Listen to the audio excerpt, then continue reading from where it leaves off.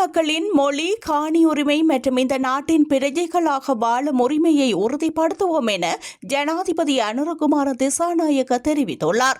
காலி முகத்திடலில் நேற்று மாலை இடம்பெற்ற தேசிய மக்கள் சக்தியின் மேதின பேரணியில் கலந்து கொண்டு உரையாற்றும் போதே அவர் இவ்வாறு தெரிவித்துள்ளார். நாட்டின் எதிர்காலமும் மக்களின் நலனும் முழுமையாக தேசிய மக்கள் சக்தியை பொறுத்தே அமையும். என்பிபிக்கு வெளியே எந்த சவாலும் இல்லை, நமக்குள்ளேயே சவால்கள் உள்ளன. அந்த பிளவுகளையும் எதிர்மாறான நிலைமைகளையும் நாம் நேருக்கு நேர் எதிர்கொண்டு புதிய சூழ்நிலைகளுக்கேற்ப மாற வேண்டியுள்ளது. நாட்டை மீட்டெழுக்கும் வழியில் எங்கள் அரசு ஒரு வலுவான அடித்தளத்தை அமைத்திருக்கின்றது. ஆனால் அதன் பலனை சில மாதங்களில் பார்க்க முடியாது. எந்தவிதமான விரைவு மொழியும் கிடையாது. அதனை பொறுமையாக இருக்க வேண்டும். ஒரு வெற்றிகரமான நாட்டை கட்டியெழுப்பும் கட்டத்தில் நாங்கள் தற்போது 4 முக்கிய தூண்களை பதித்திருக்கின்றோம்.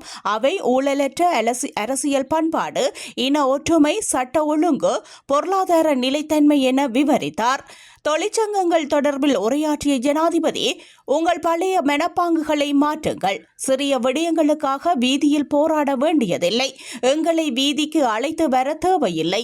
நாங்கள் உங்கள் இதய துடிப்பையும் ஆசைகளையும் உணரும் அரசியல் சக்தி என தெரிவித்தார்.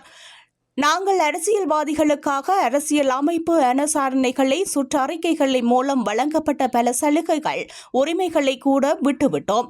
எங்களுக்கு சற்று நேரம் தாருங்கள். தொழிற்சங்கங்களே, உங்கள் பழைய சிந்தனைகளை கழற்றி புதிய நோக்கத்துடன் நாட்டை கட்டியெழுப்ப நம்முடன் ஒன்று சேருங்கள்.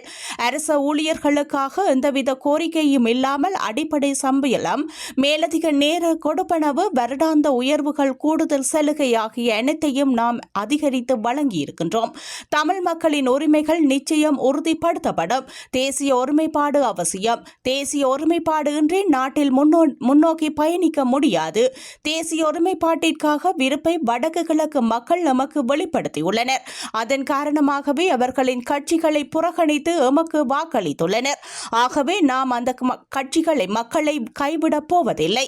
தமிழ் மக்களின் மொழி, காணி உரிமை, வாழும் உரிமை மற்றும் அவர்கள் இந்த நாட்டின் பிரஜைகளாக வாழும் உரிமையை உறுதிப்படுத்துவோம்.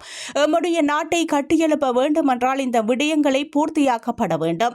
பிளவுபடுத்தும் அரசியலை முடிவுக்கு கொண்டு வந்து ஒன்றிணைந்த அரசியலை உருவாக்கியுள்ளோம். இந்த அத்திவாரத்தை ஏற்படுத்தியுள்ளோம். இதுவே நாம் பெற்றுள்ள வெற்றியாகும் என அவர் தெரிவித்துள்ளார்.